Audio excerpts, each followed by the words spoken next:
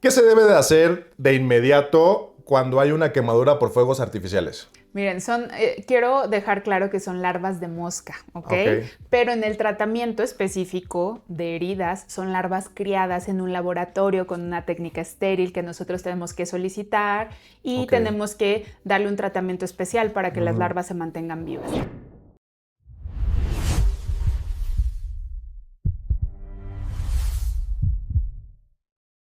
Bienvenidos a este su podcast, Quítate la bata. Estamos aumentando en seguidores, muchas gracias. La verdad es que veo que les interesa mucho este contenido y esto es para ustedes. En esta ocasión vamos a abordar un tema, o varios temas, de mitos y realidades de las heridas. Y les traigo una super experta, una amiga, que nos va a tocar esos temas que todos tenemos dudas porque los he visto mucho en TikTok. En esta ocasión, mi invitada es Diana Maritza Villanueva. Es licenciada en enfermería con una maestría y alta especialidad en terapia de heridas, estomas y quemaduras, que tiene rotaciones que, ¿para qué les cuento? La verdad es que muchas gracias por venir a Gracias por invitarme. tu podcast, porque es algo que menciona mucho la gente en todos los comentarios que veo, digo, veo la mayoría, en el que, oye, esta herida, y pues también la geología estamos relacionados entre úlceras arteriales, venosas, de todo tipo, y de verdad, gracias por acudir a, pues, a tu podcast. Este podcast está pues encaminado para que la gente que nos esté viendo sepa un poco de los temas y qué mejor de alguien como tú, que la verdad es que mis pacientes siempre se los voy a mandar. Muchas gracias. Y gracias por atender tu llamado. ¿Nos podrías platicar un poco de tu experiencia de hospitales? En hospitales, claro. Sí. Como ya les mencionó el doctor Nazario, yo soy Diana y pues mi especialidad justamente son las heridas, son mi pasión más grande y yo me formé la especialidad en una universidad privada en la Ciudad de México y he rotado por diferentes hospitales tanto en la Ciudad de México como en el extranjero. Tuve la oportunidad de ir a algunas clínicas en Estados Unidos y sobre todo algo que vamos a abordar hoy también del tema de quemaduras en un hospital que se llama Shriners Hospital, está Ok. en Galveston, en Texas, y es un hospital que atiende a niños grandes quemados. Entonces, Oye, ahorita... ese hospital fue el que, digo, tenemos que mencionarlo, la verdad que lamentable lo de la pipa que pasó. A ese Así hospital es. fue que llevaron al niño que, A o la a la niña que fue niña, muy sonada. exacto. Es que ese hospital tiene convenio con una fundación mexicana y entonces esta fundación ayuda al traslado de los niños. La Fundación Shriners es una fundación que patrocina todos los tratamientos de los pacientes grandes quemados, Ok, porque son tratamientos muy largos y muy costosos claro. que tristemente en México normalmente no tenemos la oportunidad de ofrecerle a los pacientes. Ok.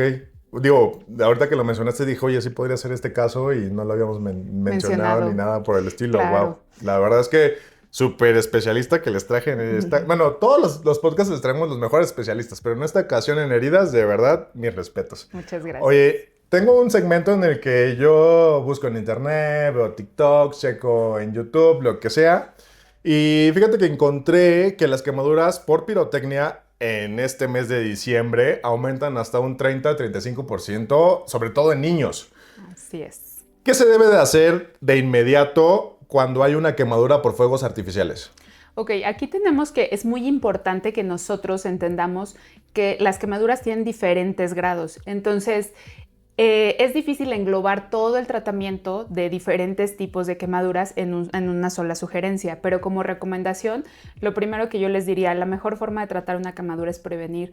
No permitan o no acerquen a sus hijos hacia los fuegos pirotécnicos, no son un juego, las quemaduras no son un juego, pero si ya sucedió este accidente, lo primero que tenemos que hacer, si tenemos quemaduras, digamos, lo más sencillas, donde no implican la amputación de alguna parte o alguna porción del miembro o una Podríamos quemadura decir compleja, sencillas como un segmento de un brazo brazo, una parte o del algo. brazo, de la mano o a lo mejor Oye, una que si porción pequeña de la trasladé piel. la olla de pozole y me cayó ahí tantito, también entran ahí. Dependerá del tipo, porque no es lo Ajá. mismo. Hay que entender que los niños es muy diferente a un adulto, porque Ah, claro. un niño con la misma cantidad de líquido caliente puede quemarse la mitad de la superficie corporal o de la mitad del cuerpecito, y en cambio un adulto solamente se va a quemar la mitad del brazo. Ok. Entonces, yo lo que les diría como sugerencia o como recomendación en general es que siempre que tengan una quemadura, lo que podemos hacer es colocar la parte de nuestro cuerpo que está quemada bajo el chorro o el flujo constante de agua, de preferencia que sea agua a temperatura ambiente, que no sea agua fría, porque esto va a detener el proceso de profundización de la quemadura y nos va a dar tiempo a siempre buscar atención médica, ¿sale? Ok, o sea, la clave aquí es, bueno, lo primero que tienes que hacer es un poquito de agua. Sí. A Al menos temperatura 10 ambiente. minutos. ¿Unos 10 minutos? Eso sí, no lo sabía. Sí. Unos 10 minutos de agua. Técnicamente eso va a parar como que el avance de la quemadura.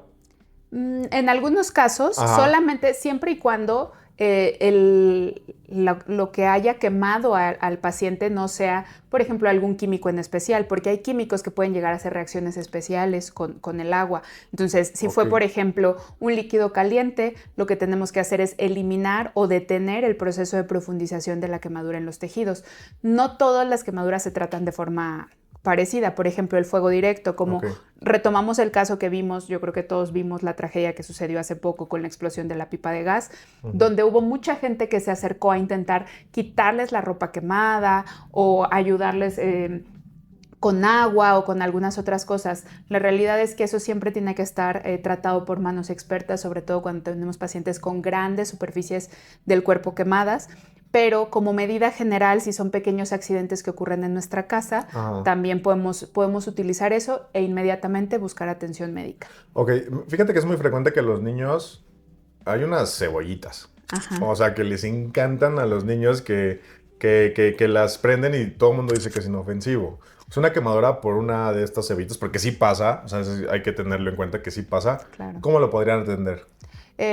Podríamos hacer, si únicamente fue la parte de la manita del niño lo que se quemó, podemos poner la manita en el chorro del agua corriente por al menos 5 o 10 minutos y cubrirlo con, pueden ser gasas húmedas o un paño que esté muy limpio y inmediatamente buscar atención médica. Porque es muy común que de pronto los remedios caseros entran aquí y pueden llegar a ponerles infinidad de cosas que vamos a hablar más adelante. De hecho, yo he visto que nos orientan a que, oye, bueno, a veces, ya sabes, la tía, la abuelita o quien dice, ponle pasta dental, ponle pasta Lázaro, clara de huevo. Me acabo de enterar que la mostaza.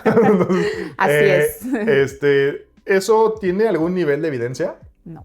Nada. No tiene ningún nivel de evidencia. En realidad, todo aquello que sea un producto que sea alimenticio, pues no tenemos ningún grado de esterilidad y hay que recordar que la piel es un órgano. Entonces, cuando nosotros nos quemamos con cualquier tipo de agente lesivo, lo que va a suceder es que esa piel va a romper la protección que nos da nuestra piel y nos va a dejar expuestos a los microorganismos que además le vamos a estar colocando directamente a la lesión en forma de mostaza, yogur, pomadas, pasta de dientes, etcétera. Y es donde entra como, bueno, es muy frecuente ver en las redes que, oye, es que tuve quemadura de primer grado, yo tuve quemadura de segundo grado, tuve quemadura de tercer grado, que es raro que lo cuenten, pero al final es ¿nos podrías dar como una idea práctica de cómo podría ser una quemadura de primero, segundo, tercer grado? Claro. El primer grado normalmente son quemaduras por el sol.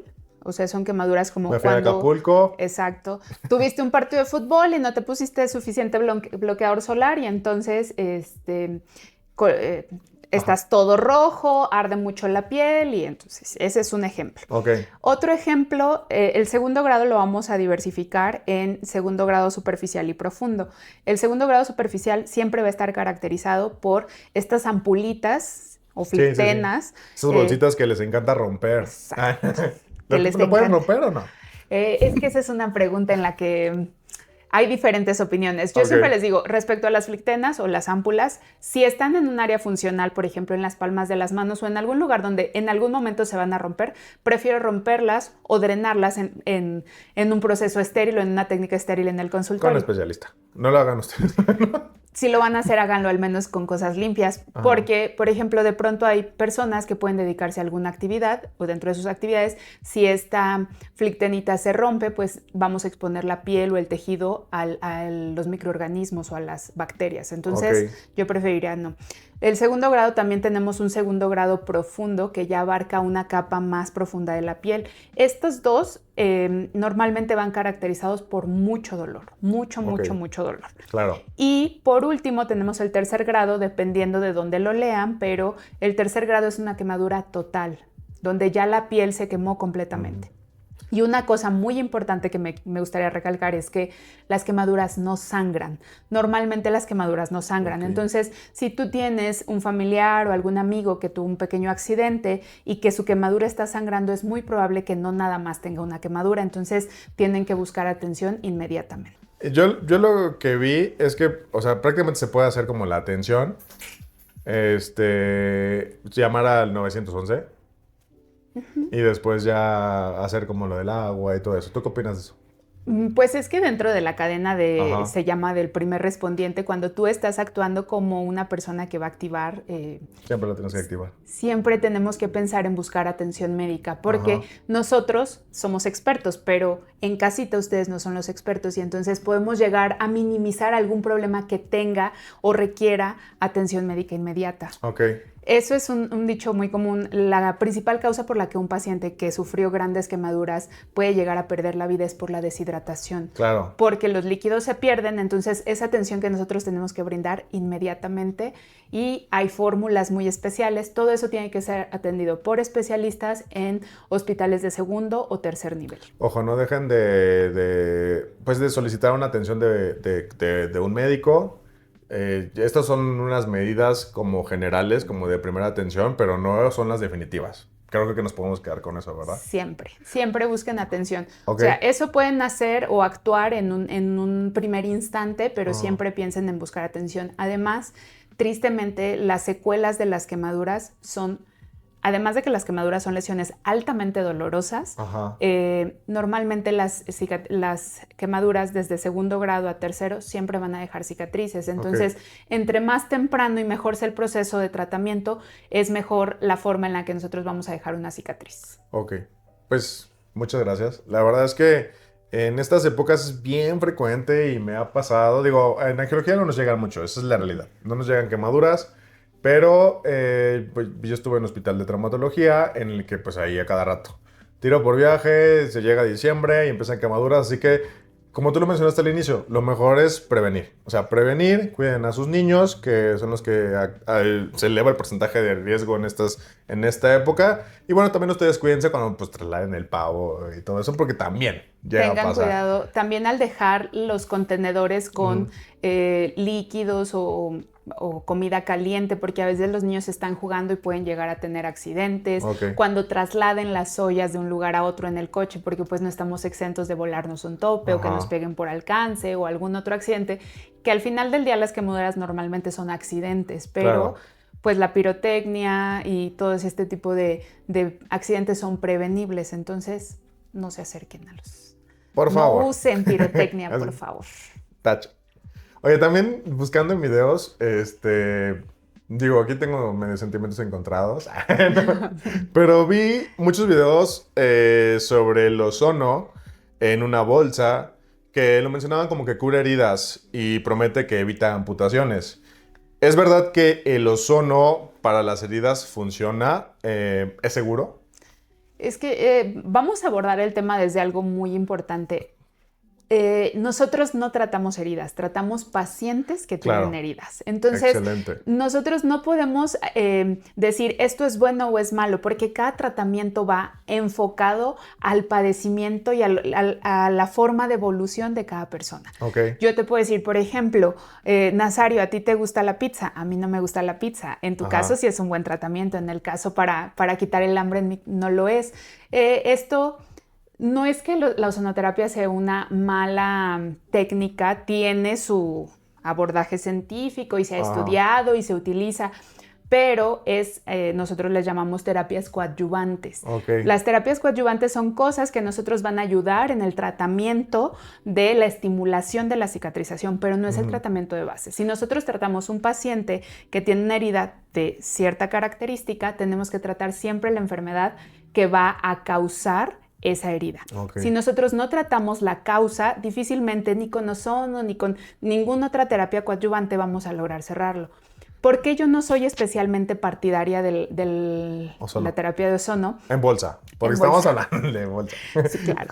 Porque existen otras terapias coadyuvantes en el mercado que también son de costos elevados, pero que tienen un nivel de evidencia científico mucho más alto y que pueden llegar a ayudar también en el proceso de tratamiento. Funciona a base de, la palabra es inmunomodulador, que va a hacer que el proceso inflamatorio no sea tan alto, y hay muchas otras técnicas. Claro, y bueno, ese efecto ¿Inmunomodulador? Inmunomodulador, perdón. Otra palabra y la notas como otorrinolaringología. Es una diferente aplicación. O sea, donde tiene el nivel de evidencia y mira, la verdad es que llega el paciente y me dice, es que a mí me vendieron que el ozono es lo... Le dije, sí, yo me puse a investigar, tiene una base, tiene todo, tiene algunas indicaciones en traumatología, ortopedia, como que por ahí. Pero luego ya la variante de la bolsita está medio dudosa porque yo no encontré, al menos yo, no encontré un peso suficiente como para decir, ah, sí, me va a cicatrizar la herida. Y tocaste un punto fundamental en el que la verdad es que si tiene una enfermedad de base, como tú lo mencionaste, arterial, venoso, es importante que sea multidisciplinario. Y eso es lo que luego así como que me enojo un poquito. Yo casi no me enojo. Me enojo un poquito porque los pacientes los quedan pensando que esto es todo. Y al final el paciente, tú lo mencionaste, no tratamos ni imágenes, que es lo que luego yo les digo, ni heridas. Tratamos un paciente y el paciente es todo. O sea, no es una cosa, no es una radiografía, no es esa herida que estoy viendo, es un todo. Es un todo. Tocas en el punto y sí creo que esto se da controversia, pero si quieres después, si tienen más dudas sobre... Escríbanos. Y ahí lo podemos ir abordando. No es que no nos gusten las terapias coadyuvantes, pero de pronto hay que entender que no son la base del tratamiento. Son terapias que van a ayudar en el tratamiento, pero no son la base. Si nosotros no tratamos la causa o el origen de la enfermedad, difícilmente ni con ozono, ni con oxígeno hiperbárico, ni con terapia de presión ni con rebas. Bueno, sí, a veces con rebas. A veces bueno, más bien sí. La mayoría de las enfermedades arteriales. De... Entonces, no es una mala terapia, pero siempre y cuando seleccionemos al paciente en la fase adecuada, en el momento adecuado. Y también hay que entender que al ser un ayudante, no podemos dejar de lado nunca el control metabólico, el estado hemodinámico del paciente, su nutrición, que son cosas muy importantes que a veces por estar enfocados en este tipo de tratamientos, que en realidad no son tratamientos, son terapias coadyuvantes, vamos dejando de lado y esto hace que la cicatrización, lejos de suceder, vaya entorpeciendo el camino. Ok, la verdad es que tocas en el punto, muchas gracias, pero yo vi muchísimos videos en TikTok de esto. Otra cosa que vi que también me llamó la atención es que hay un tratamiento con larvas para limpiar heridas. ¿Has puesto larvas para curar heridas? ¿Te ha funcionado? Miren, quiero dejar claro que son larvas de mosca, ¿ok? Pero en el tratamiento específico de heridas son larvas criadas en un laboratorio con una técnica estéril que nosotros tenemos que solicitar y tenemos que darle un tratamiento especial para que las larvas se mantengan vivas. ¿Cómo funciona? Estas larvas sueltan una sustancia que va a deshacer únicamente el tejido que ya no está vivo. Y es muy importante porque la objeción normalmente con la que yo me encuentro para colocar larvas como en la cotidianidad de la consulta es que al paciente le cuesta mucho trabajo pensar que va a traer larvas de mosca en el pie. Claro, porque aparte lo relacionas con que voy a ir al panteón y va a haber larvas. Claro, voy a ir a algún lugar y entonces va la mosca a pararse ahí en mi herida y entonces va a dejar sus huevecillos, que sí sucede. Quiero que sepan que sí sucede. Se ha pasado. Pero... estas son larvas y es un tipo de desbridamiento que es el proceso en el que se quita todo el tejido que ya no está vivo. Este proceso es excelente. Perdón, aparte de aclarar que solo se alimentan en tejido necrótico. Exacto. O sea, tejido no vivo, ¿no? Entonces deja la piel deja la herida completamente limpia de tejido, que eso es algo que nosotros podríamos hacer en un quirófano con otro tipo de medicamentos o de terapias o de cosas, pero la verdad es que las larvas funcionan maravillosamente, funcionan muy bien como desbridamiento, pero a la gente le causa mucho conflicto pensar que va a traer larvas y es difícil. Pasa. Pues la realidad es que yo, bueno, yo en lo personal yo no he hecho ese tipo de técnicas. Habitualmente yo los meto a quirófano y hago todo eso, pero justo me gustaron esos videos porque sé que tú lo has hecho y qué bueno que nos explicas. En resumen, tiene que ir con un especialista. Tienen que ir con un especialista porque no todos los pacientes son candidatos. Esa es otra cosa muy Ok. importante. No hay áreas muy específicas donde nosotros no podemos utilizar larvas por Ajá. la peligrosidad de que estén cerca de algún lugar que Cavidades. cavidades Ok. o algo donde yo pueda dejar parte de las larvas o de los restos de las larvas sin limpiar. Entonces, tienen sus No lo vayan a hacer, especificaciones. por favor, en sus casas. Eh, No, no lo hagan, no lo hagan. Esto es de especialistas y porque lo vi y está en TikTok. No. sí. Oye, hay un apartado que me gusta, me meto como a las áreas, checo algunas dudas. Pues al final estoy en todos lados, ¿no? Ahí buscando como que cosas que la gente pregunta en las redes. Entonces, tengo el Termondero, que creo que ya muchos conocen. Y me gustaría que nos pudieras aportar con algunas dudas que tiene Ok. la gente en redes. Bueno, por ejemplo, encontré una que tengo una herida en el tobillo y me dijeron que es mejor dejarla al aire para que se seque y con eso cierre. Pero ya pasó tiempo y no veo avance. ¿Eso realmente ayuda? Es decir, ¿dejar la herida en el aire sí ayuda o la empeora? Es muy general que hablemos de... Hay muchas razones por las cuales una herida puede no mejorar, pero algo muy importante es, como nos lo decían nuestras abuelitas, déjalo que se seque y haga costra para que sane. Pero en este caso volvemos a lo mismo. Nosotros tenemos que entender cuál es la causa de esa herida. Si una herida no está cicatrizando normalmente, no estamos utilizando la técnica correcta. Ok. O el paciente no tiene las condiciones necesarias para que la herida cicatrice. Oye, perdón, ahorita que tocaste ese tema, ¿tú tienes como un parámetro para decir esto no está funcionando? Sí. O sea, Eh, habitualmente luego te... Bueno, en enfermedad venosa te dicen 120 días, pero creo que es muchísimo. Lo mismo que en pie diabético, que son Ajá, sí. 6 meses, ¿no? Ajá, Normalmente nosotros les decimos que es una evolución tórpida de la cicatrización. ok. Un paciente o una persona sana, sin enfermedades, como cuando nosotros éramos niños y nos caíamos y nos raspábamos en la bici, que nos lavaban, Ujú, normalmente en 7 o 14 días máximo teníamos una costrita que se caía. En este caso hay que entender que nosotros, la mayoría de las personas ya tienen enfermedades como diabetes, como claro. presión alta, alguna enfermedad renal o algún otro problema que puede llegar a retrasar la cicatrización. Hay puntos muy específicos. Si esa herida duele, huele mal, está roja, está caliente, es un signo que a mí me quiere decir que esa herida no está cicatrizando adecuadamente y no va a cicatrizar porque hay una razón. Claro. Podríamos investigar qué razón es, pero definitivamente si una herida no Ajá. cicatriza de manera espontánea en los primeros 14 días es porque algo no está funcionando adecuadamente. Ok, excelente. La verdad es que es un super tip. Ya lo mencionó el especialista para que no estén prolongando sus tratamientos. Sí. Oye, me gustó. Otra duda que encontré, y esta es muy frecuente. Bueno, mencioné un paciente, tengo una úlcera varicosa y no me gusta tomar medicamentos. Me recomendaron miel, piel de pescado y hojas de árnica. ¿Algún remedio natural más que funcione? Ya tengo casi un año con la herida. Es decir, ¿los remedios naturales curan las heridas venosas? En general, los remedios caseros, yo no estoy peleada en contra de los remedios caseros, porque de pronto eso es lo que me dicen, es que ustedes nada más quieren usar sus cosas. No, no es que estemos peleados con los remedios caseros, pero hay que pensar que los remedios caseros no tratan la enfermedad que está causando la úlcera. Por ejemplo, de pronto sucede que el paciente nos dice, es que estoy tomando muchas pastillas. Ajá.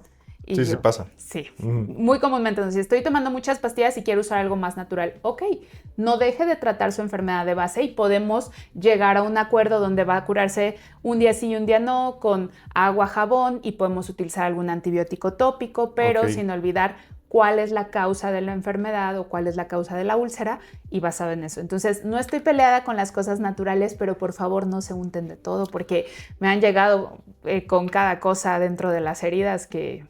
¿Qué es lo más extremo que has visto dentro de las heridas? Hierbas, miles de Sí, hierbas, flores, muchas cosas de comida que no deben de ponerse, como claro. mostaza, como yogurt, como miel, como... Oye, esto que dijo del pescado. O el pescado. Por ejemplo, existe una técnica de la piel de tilapia que se utiliza como como un sustituto que a veces ayuda, por ejemplo, para los pacientes quemados. Ajá. Hay otras técnicas que ya están probadas, que han sido estudiadas, donde la piel de algunos otros animales, por ejemplo, la placenta, se le quita la inmunidad y entonces eso le podemos poner como Pero eso ya es como cobertura. muy pro. No es como que yo pueda ir y agarre una placenta y la, y la No, ponga. pero es lo mismo con el pescado. No es Claro, como que tú puedas ir a claro, comprar claro. un pescado y ponértelo y va a ser una piel. Entonces, es exactamente lo mismo. No estén utilizando remedios Que de hecho caseiros. también pasó con la miel. La miel yo les dije que Justo. tiene que ser grado médico, no es la miel del osito que vean en los supermercados, porque luego también hay combinaciones con azúcar y No eso es- les empeora todo. No es la miel de los hot cakes. No, por favor. Esa sí no. Esa miel no. Bueno, otra pregunta que también vi súper frecuente y creo que todos los pacientes nos preguntan esto. Tengo una herida, bueno, perdón. Si tengo una herida, ¿después de cuánto tiempo puedo comer carne de puerco?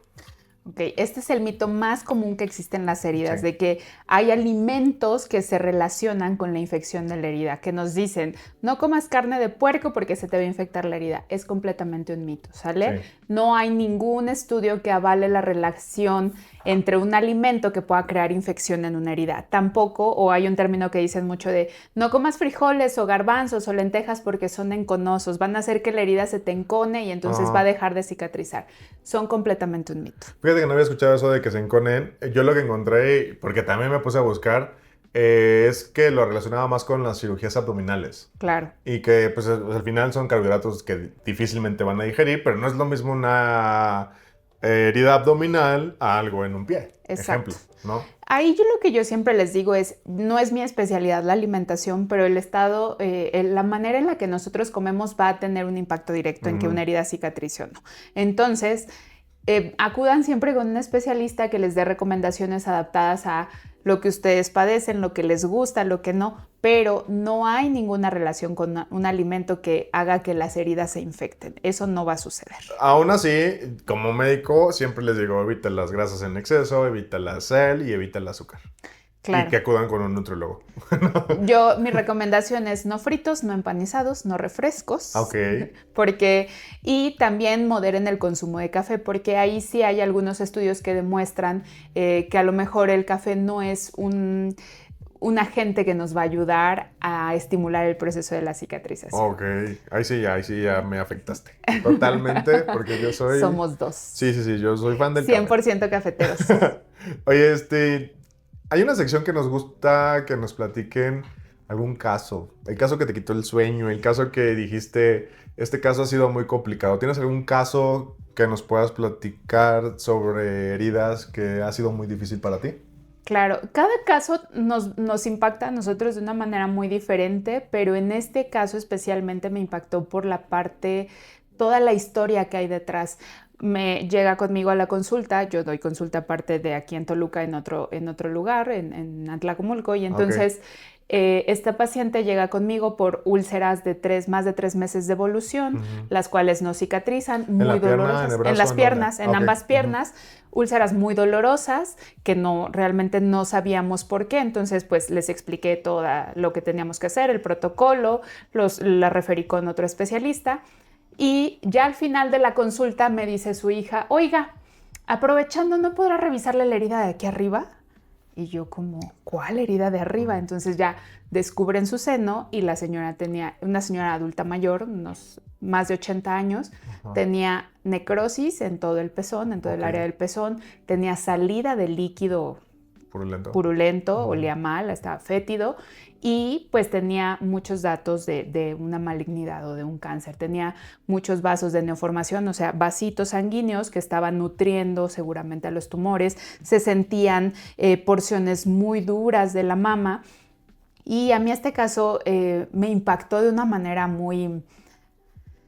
Pues primero muy personal, porque uno entiende que a veces nosotros como personas no siempre podemos entender la gravedad de lo que nos está sucediendo. Entonces, para mí eso fue como volver a iniciar la consulta porque hay que volver a empezar. Y además, pues la historia, cuando yo comienzo a preguntarles de alguna vez se hizo una mastografía, algún ultrasonido, un Papá Nicolau, pues no existe. Y hay que recordar que pues nosotras como mujeres tenemos que tener a partir de los 40 años nuestras exploraciones mamarias, estudios de prevención o de diagnóstico. Y esto impacta mucho a nivel cultural, por eso yo siempre les digo que es importantísimo para nosotros entender lo que para ustedes es la normalidad, para nosotros no. Entonces, sí, claro. Ahí yo creo que ha sido uno de los casos recientes Sí. que me ha movido mucho por todo lo que sucede detrás. Claro, porque al final estás hablando de que, pues, hubo un poco, pues, a lo mejor de pena, ¿no? Claro, A lo mejor de pena, porque todavía no hemos abarcado muchas áreas de la población como para informar y de hecho, pues, mucho de esto es para informar. Y la verdad es que no tengan pena. O sea, yo siempre les he dicho, no tengan pena, los médicos, todos vemos miles de cosas. Y es mejor que nos digan todo. O sea, no solo... O sea, porque al final se acostumbra que al sacerdote hay que decirle todo, ¿no? claro.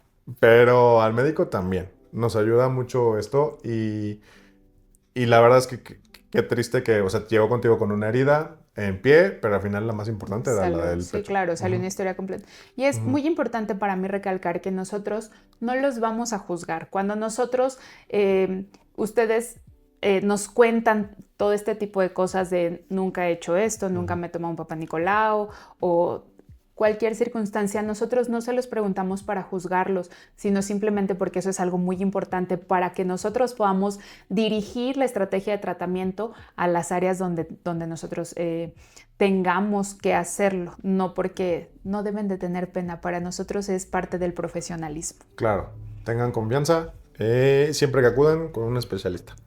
Oye, pues muchas gracias, la verdad, por acudir a este llamado. En este apartado nos gusta que nos den un mensaje, algo que siempre le digas a tus pacientes, algo que puedas decirle a la gente que está viendo este podcast, o que, no sé, se quite o como quitarse ese tabú sobre las heridas.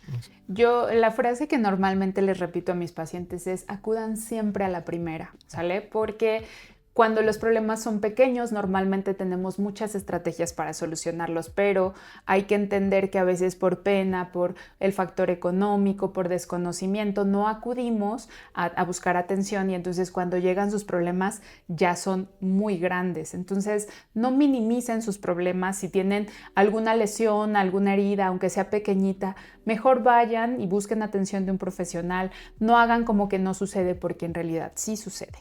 Muchas gracias, de verdad. ¿Nos podrías dejar tus teléfonos de contacto, Claro redes que sí, con sociales todo para que te gusto. busquen? Yo estoy ubicada en el Hospital Médica Mía Ujú. y con todo gusto les puedo compartir mi teléfono para que nos contacten. Mis redes sociales, Lo vamos a dejar normalmente aquí. los vamos a dejar aquí. Ok. Y ahí pueden escribirme, pueden llamarme, pueden concertar una cita y podemos, cualquier duda que tengan, es muy importante que sepan también que preguntar por WhatsApp no es una consulta. Claro. Entonces, porque como lo mencionaba el doctor en un principio, de pronto me mandan la foto y ya esperan que yo resuelva todo con una foto. Eso no Hay sucede, que ¿ok? acudir a una Hay que valoración. acudir a valoración. Siempre entiendan que nosotros los vemos como un todo, porque esos son para nosotros, es un todo. Yo no trato heridas, yo trato pacientes que tienen heridas. Tocaste un super punto. ¿Redes sociales tienes? Sí, me encuentran como Maritza Villanueva. Ok, pues ya saben. Muchas gracias. La verdad es que un super podcast. Muchas gracias, la verdad, por acudir a este llamado. Era algo que ya teníamos pendiente y que todo el mundo está preguntando. Y yo sé que hay muchos médicos que nos están viendo y que a lo mejor les podría gustar que nos enfoquemos un poquito más a cómo tratar las heridas, qué apósitos pueden poner. Pues déjenos sus comentarios si les gustaría que tengamos una nueva sección en la que hablamos sobre cómo poder manejar una herida, pues al menos de inicio, en lo que pues, nos llega a nosotros. Claro, en el primer nivel de atención es Ujú. muy importante porque normalmente ahí llegan muchas de las heridas, ojalá llegaran con especialistas, pero no, la realidad es que ahí de verdad escríbanos, nosotros estamos en la mejor disposición de explicarles, de contarles y de compartirles el conocimiento. Oye, muchas gracias. La verdad es que super podcast, sé que va a haber muchas dudas, déjenlo en los comentarios y pues nos vemos en un siguiente podcast.